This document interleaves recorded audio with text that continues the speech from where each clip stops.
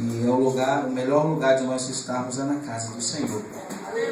Então nós somos felizes nessa noite porque nós estamos aqui.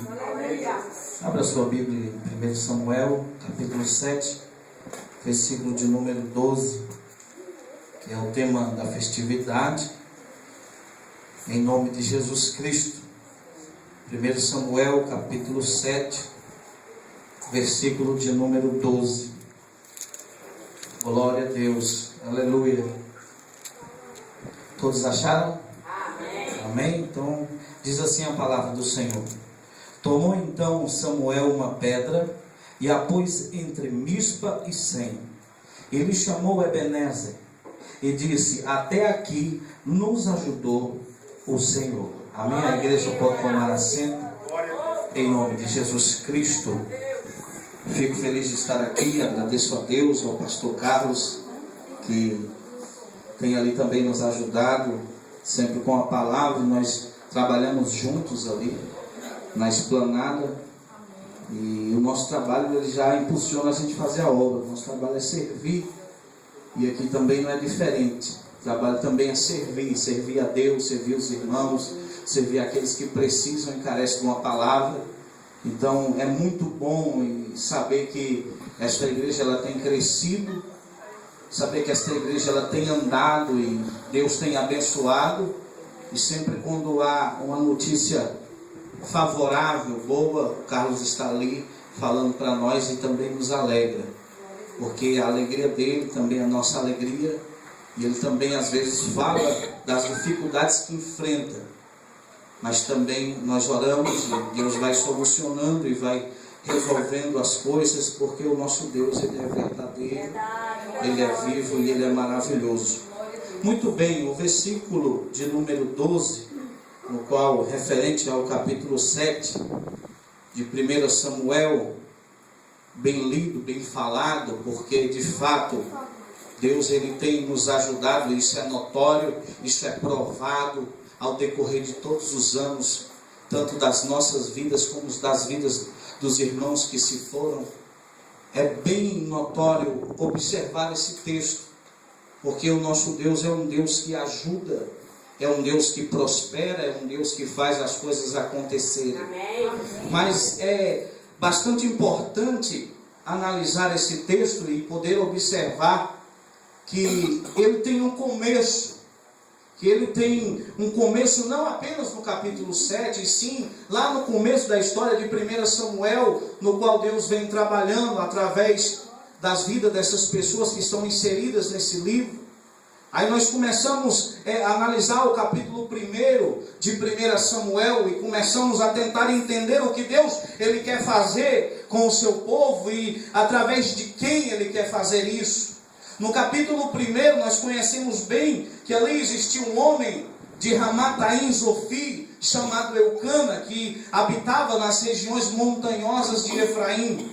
E ele, como nós sabemos, tinha duas mulheres. Uma se chamava Penina e a outra se chamava Ana. Penina tinha filhos, mas Ana ela não tinha filhos, porque Deus havia cerrado a sua madre. Deus havia colocado a mão sobre aquela mulher. Deus havia colocado ali uma pausa, dado um tempo, ou talvez uma esperança na vida daquela mulher, porque muitas outras mulheres foram estériles, mas Ana não. A Bíblia fala que ela era estéril, mas Deus tinha cerrado a sua madre.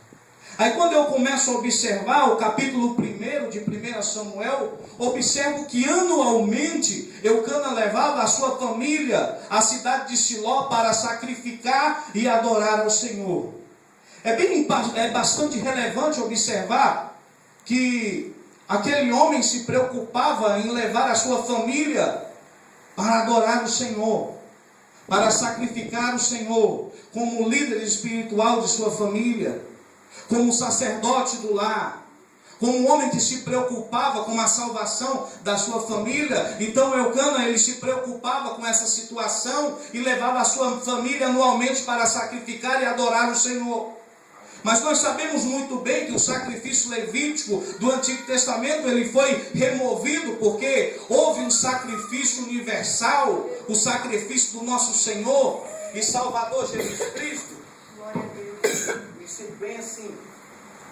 Houve um sacrifício Minerva, um sacrifício completo, porque Jesus Cristo, ele não teve por usurpação ser igual a Deus.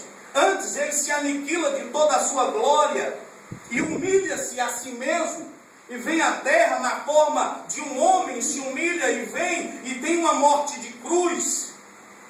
E Deus exalta Jesus Cristo soberanamente sobre tudo, sobre todos, e para que o nome de Jesus Cristo se dobre todo o joelho e toda língua confesse que Jesus Cristo é o Senhor. Amém. Quando Jesus Cristo desce do céu e vai ao encontro do Rio do Jordão, ali já nos seus 30 anos de idade, para dar início ao seu ministério, quando João Batista está emergindo as pessoas, batizando em águas para a remissão de pecado, e João Batista diz: olha, vem um aí mais forte, mais poderoso do que eu, e ele não somente batizará com água, mas também com o Espírito Santo e com fogo. Eu nem sou digno de desatar as suas alparcas ou as suas sandálias.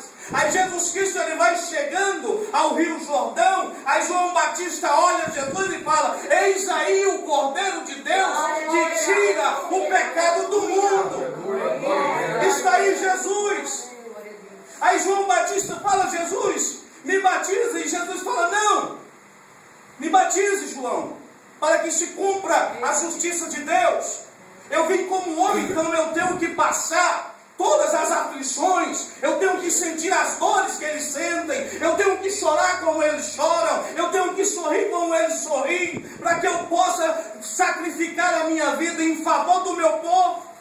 Então Jesus Cristo, ele é batizado, o céu se abre e o Espírito Santo desce do céu em forma corpórea de uma pomba, e lá do alto brada uma voz: este é o meu Filho amado em quem me comprazo. Este era Jesus, e ele caminhou sobre a terra e disse: arrependei-vos, pois é chegado o reino de Deus. Arrependei-vos. E Jesus Cristo vai em direção ao Gólgota, aquela cruz. E lá naquela cruz, Paulo escreve a cédula que era contra nós. Ele está dizendo a dívida que era contra nós, o cheque que era contra nós, as promissórias de pecado que era contra nós. Jesus Cristo rasgou na cruz do Calvário e pagou os nossos pecados. Quando ele expira e diz: está consumado, e o véu do templo se rasga do alto a baixo, porque tem que vir do alto, meu irmão.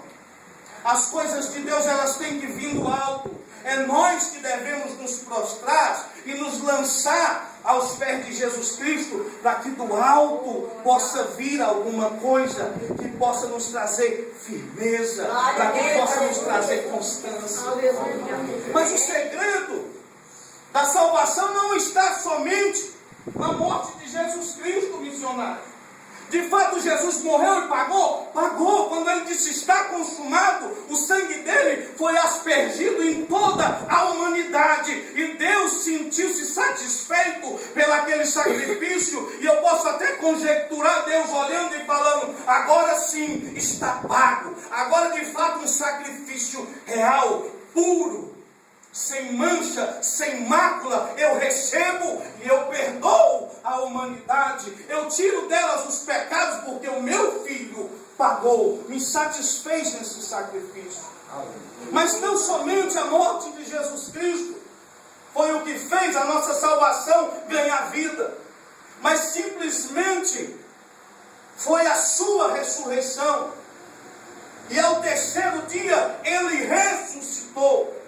E João fala: olha, meus irmãos, filhinhos, no capítulo 2, e diz: não pequeis, mas se todavia pecar, Saibais que tem um advogado junto ao Pai, Jesus Cristo, o justo. Sabe por quê? Que está o segredo da salvação na ressurreição de Jesus Cristo. Porque se de fato, daquele ponto, daquele momento, Jesus Cristo pagou os nossos pecados, e os pecados que veriam depois, porque nós não somos perfeitos. Aí João pega e fala mais um pouco. No capítulo 1, versículo 8, 9 e 10, ele diz: se dissermos que não pecamos, mentimos a nós mesmos. Mas se nós confessarmos os nossos pecados, ele é fiel e justo para nos perdoar de todo o pecado e nos purificar de toda a injustiça. E se dissermos que não há pecado em nós, fazemos ele mentiroso, e a sua verdade não está em nós. Então carecia de Jesus ressuscitar, para que toda vez que o diabo acusasse a minha vida e acusasse a sua, Jesus se levantasse do lado do Pai e dissesse: eu sou o seu advogado. Então foi abolido o sacrifício. Mas a Bíblia está dizendo, naqueles dias, que Eucana ia sacrificar a Deus e adorar ao Senhor. E Paulo também diz em Romanos, no capítulo 12: rogo-vos, pois, irmãos, pela compaixão de Deus, que apresenteis os vossos corpos como sacrifícios vivos, santo e agradável diante de Deus. Eu queria te dizer uma coisa nesta noite: Jesus Cristo, Ele está vivo e Ele quer um sacrifício vivo. Ele quer saber se tu veio aqui nesta noite para sacrificar e para adorar o Senhor, porque Ele está recebendo o seu aleluia, Ele está recebendo o seu glória a Deus, e Ele está respondendo a sua oração em nome de Jesus Cristo. Esse é o nosso Jesus, meu irmão. Um Jesus de Abraão, de Isaac e de Jacó. Um Deus vivo. Nós devemos servir a Deus.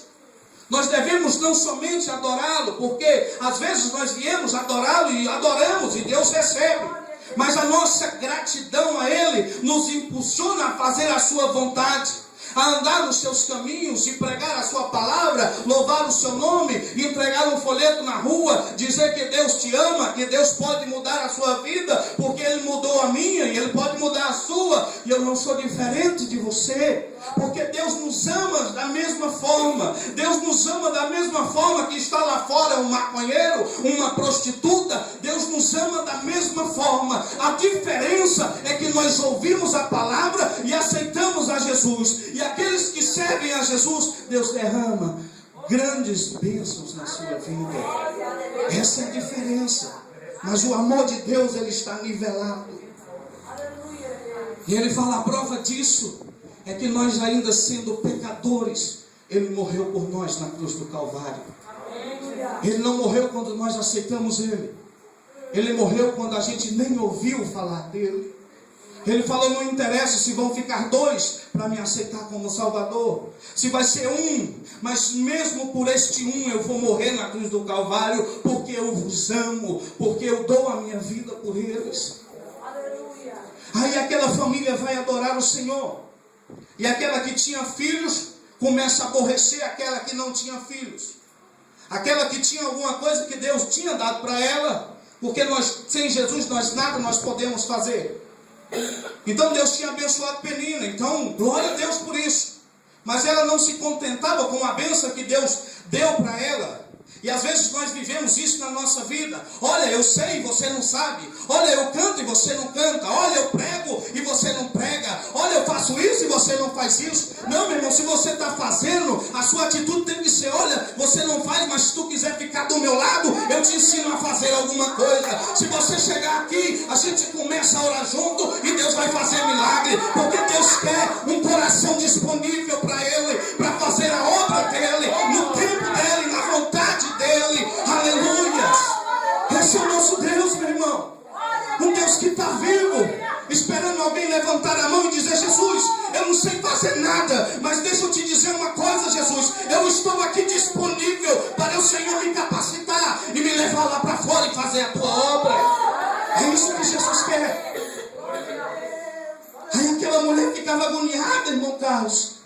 Aquela mulher ficava oprimida e às vezes nem comia, irmã Cleide. Mas ela chegou naquele tempo, aquele dia, aquele ano, ela falou: eu vou diferente. Eu vou chegar nesse lugar e vai ser diferente. Não vai ser da mesma forma, não. Hoje eu vou entrar dentro daquele templo e vai ser diferente a minha vida. É hoje o dia que você chegou. Eu não vim sexta, eu não vim sábado, mas domingo eu vou entrar dentro daquela igreja e eu vou derramar o meu coração perante o Senhor e alguma coisa vai acontecer, porque eu creio no poder de Deus. Aleluia! Ana começa a entrar dentro daquele templo e cada passo que ela dava, eu acho que os seus ossos tremiam. Aquela mulher estava angustiada na alma. Aquela mulher estava tremendo, estava chorando. E ela entra dentro daquele lugar, porque muito fácil é servir a Deus, cara, quando está tudo bem, quando o bolso tem dinheiro, quando a família está boa, quando não tem ninguém doente, é muito fácil. Mas quando você não tem nada, aí é uma coisa diferente. Mas aquela mulher entrou e ela sabia quem era Deus, e ela entra dentro daquele templo e faz uma oração tão linda a Deus, e o coração dela está quebrantado, está contrito, e ela fala: Senhor, se tu atentares para a oração da tua serva, e não se esqueceres de mim, e me deres um filho varão, eu o entregarei todos os dias da sua vida, da sua casa, e na cabeça dele não passará navalha. Aleluia. Que interessante. Uma mulher que não tinha, pede a Deus para ter, para depois devolver a Deus novamente. Tantas coisas nós pedimos a Deus. Deus me dá um carro, Deus me dá uma casa, Deus me dá uma condição melhor, me dá um emprego melhor. Deus, eu queria passar no concurso público. E Deus, você quer, meu filho? O seu coração está quebrantado? Então receba, meu filho. Aí o filho recebe, a filha recebe, o marido recebe, a esposa recebe, e nunca mais pisa aqui dentro. Mas Ana não disse assim. Ana falou: eu vou ter, mas eu vou devolver, porque os nossos filhos são a herança do Senhor. Os filhos são de Deus. E às vezes nós perguntamos: por que tantas coisas ruins acontecem com a juventude? Mas será que nós temos entregado os nossos filhos ao Senhor? Ou será que nós temos entregado somente os nossos filhos aos colégios, às babás, as pessoas que cuidam dele quando nós vamos trabalhar, e às vezes nós não temos coragem de levantar a mão e dizer: olha, Jesus te ama e eu te abençoo em nome de Jesus. E às vezes nós enfrentamos problemas com eles por causa da nossa dedicação a Deus. Mas ela se humilhou, ela se prostrou, e ela orava, e os seus lábios mexiam, e nem palavra saía da sua boca, porque ela estava ligada com o Pai, ela estava ligada com Deus. Em Romanos diz que o nosso espírito testifica com o Espírito de Deus que nós somos filhos de Deus, e ela estava ligada a Deus e orava, e o sacerdote estava olhando aquela mulher chorando, e os seus lábios movendo, mas não dizia nada. E este homem olhou para ela e pensou que ela estava embriagada, e disse: mulher, afasta de ti este vinho, porque está embriagada. E ela disse: não me tenha como filha de Belial. Eu pedi algo ao Senhor, estou amargurada, mas eu fiz esta oração a Deus. E aquele sacerdote fala que o Deus de Israel conceda a tua petição. Ela entrou triste, ela saiu alegre.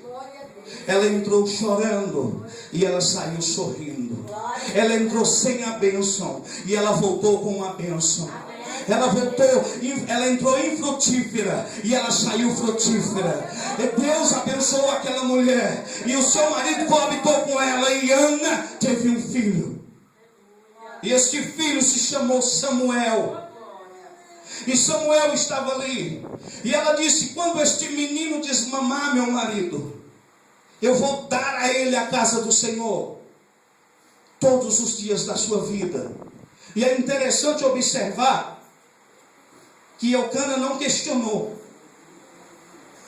Porque quando nós estamos ligados, se a nossa esposa fala algo de Deus, nós concordamos, porque nós estamos ligados. Então aquela família estava ligada. Tinha a sua dificuldade? Tinha, porque qual é a família que não tem dificuldade? Qual é a casa que não enfrenta dificuldades ou lutas? Qual é esta pessoa que vive na mil maravilha? Se ela estiver vivendo na mil maravilha, comece a observar que alguma coisa está acontecendo. Eu chego a dizer às vezes na igreja que algumas pessoas que aceitam Jesus Cristo como seu Salvador, desce as águas, senta naquele banco, Carlos, e nunca mais se levanta dele. Fica 10, 20, 30 anos sentado lá. E você não vê que aconteceu isso, você não vê que aconteceu aquilo, tudo está na maior maravilha, a saúde é de ferro, os filhos estão também na tranquilidade, tudo vai bem. Mas quando você vê alguém se levantar e dizer: eis-me aqui, Senhor, porque eu saio e vou fazer a tua obra, eu vou para os hospitais, eu vou para os presídios, eu vou evangelizar, eu vou fazer uma cruzada, eu vou pregar o teu nome em todos os lugares, porque o diabo vem e tenta derrubar você. E você já observou que alguém que cai é só aquele que está em pé? Porque o cabo que está sentado, ele vai continuar sentado. Ele não vai fazer nada. E a Bíblia diz em Tiago 4,17: aquele que pode fazer o bem e não faz, comete pecado. E o pecado é o salário da morte. E quem não faz nada está cometendo pecado. Então para que o diabo vai mexer com alguém que está parado? Porque se ele é o nosso adversário, ele está preocupado com o irmão Carlos que está indo nas cidades pregar o Evangelho, ele está preocupado com o Carlos que está direcionando essa obra. Já faz um ano que Deus tem feito sinais e maravilhas neste lugar. Então o diabo fica preocupado, porque quanto mais ele prega, mais ele faz a obra com a sua esposa, mais as pessoas se libertam dos vícios, das vidas ruins, das coisas que não agradam a Deus, e as pessoas vão vindo à igreja, e Deus vão abençoando elas, e vai enchendo essa igreja de graça, de alegria, de poder e do Espírito Santo. E o diabo fica preocupado, porque se deixar essa cidade toda, ela vai ser impactada com o poder de Jesus Cristo, meu irmão. E não tem para o diabo, e não tem para ninguém, porque onde Jesus está, meu irmão, as barreiras caem por terra. Aleluia. Aquela mulher saiu com uma bênção. Aquela mulher estava grávida, germinou aquela semente no seu ventre. Aquele ventre que Deus tinha parado, agora voltou a funcionar, porque Deus faz funcionar as coisas que não funcionavam. Ele diz que as coisas que não são, Ele faz ser, porque Ele é um Deus do impossível. Mas havia naquela cidade de Siló um sacerdote. E havia na cidade de Siló naquele tempo 2 filhos, Ofni e Finéias. E Deus ele vai trabalhando, e ele